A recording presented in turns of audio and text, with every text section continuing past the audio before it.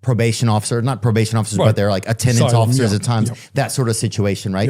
So it resulted, it seems like in this situation, we had to hire a lot extra ICE agents, some of them even unqualified. Anyway, it's left us in a unique place in America right now, but also just another place where people in the streets are having to figure things out. Right. And we are all the ones fighting about it online. All right, let me briefly tell you my view. People agree with me or not agree with me. I agree with you that our border security was weak, okay? There is no excuse, all right? My dad came from Poland. You know, other people's parents came from all over the world. All right, you come through it. There are reasons why people have kind of tried to slip into the United States. 99% of the times it's poverty, it's violence, drug violence, and wherever it is, Mexico, Guatemala, or whatever. All right, but that's illegal, and it should be prohibited. We need borders, strong borders. We need an immigration process. In my view, okay, that's number one.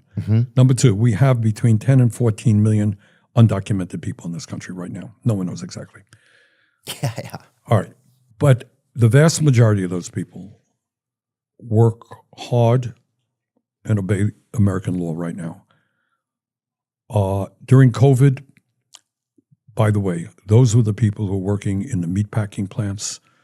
Those are the people who got a lot of the virus. Those are the people who died. They kept the economy going in many respects. All right.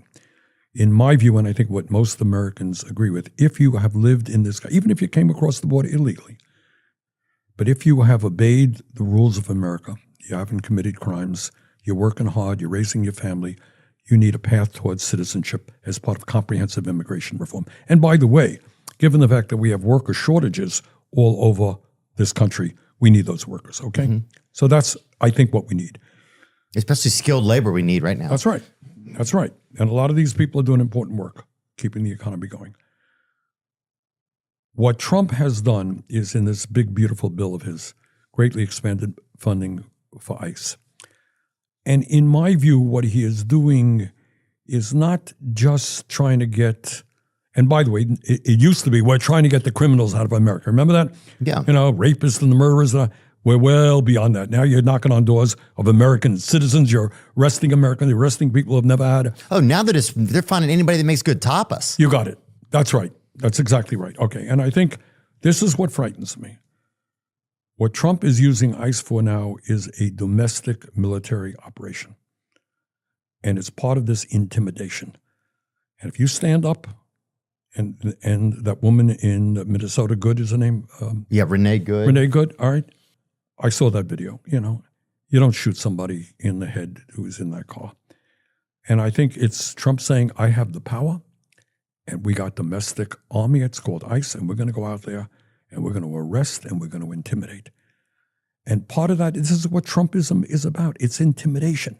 All right, you're in the media, you're CBS, you say something, I'm going to sue you, you know. Theo, you say something I don't like, I may sue you. You know, I don't like Venezuela, I'm going to, send in the troops. I got the power and I'm going to use it. I really, that scares me because that's what authoritarianism is about. So should we deal with immigration through comprehensive reform? Absolutely. I think that's what the American people want. Do we want guys with masks around their face, dragging people out of their apartments, out of their cars? I don't think so. I don't think that's what the American people want. Yeah. More and more resentment to that.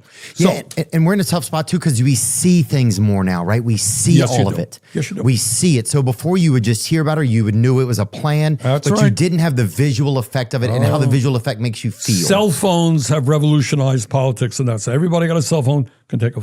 And I think that's one of the side effects. Like I agree. Like Trump has an authoritarian energy, right?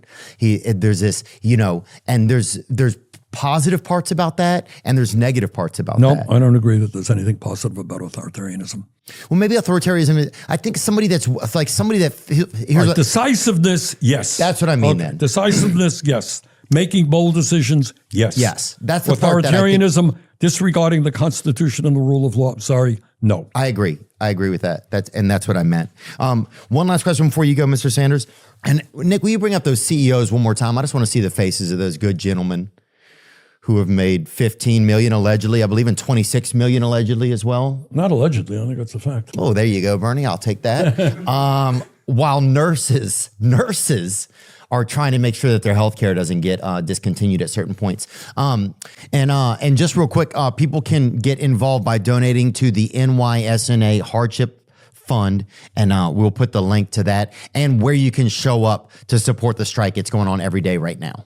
There's one other big concern that people have is that there is with the Epstein stuff, that there are people really protecting pedophiles. Do you think that's as big of a thing as people think, or do you think it's more of a political kickball that gets kicked around a lot? Hard to say. We don't know. All I can tell you is when Trump ran for office, what did he say? Going to release all, underline all the files. Yeah. Okay. I think you should. And I think the thing about the Epstein files is it touches on everything we've talked about. It is there is a sense we're living in two worlds. You go out, you go through a red light or you do something stupid, get drunk and drive, you're going to be arrested, right? Right. But if you're a very, very wealthy person and you do some really disgusting things with women and girls, well, you're rich and you're powerful and you have friends. You don't have to pay the price. With children, that's the fear. Is like you say, we can't even protect our children. Right. But these guys get away with it. It's a two-tier system. You get punished. You're an average person. You're a billionaire. You could do horrible, disgusting things. Hey, no problem. That's what it is. So my own view is Trump said release all the files. Release all the files. We should release them. But you never knew it. But you don't hear anything super that we don't know by being in your position. All you hear is speculation. Yeah. That's all. And I don't want to engage in that speculation. Just release all the information and let people decide. Let people decide. All right? Yep. One more time, bring those CEOs up. I just want to see them. And Bernie Sanders, thank you so much. And I just appreciate your time. Well, it's my pleasure. And thank you very much for the work you're doing.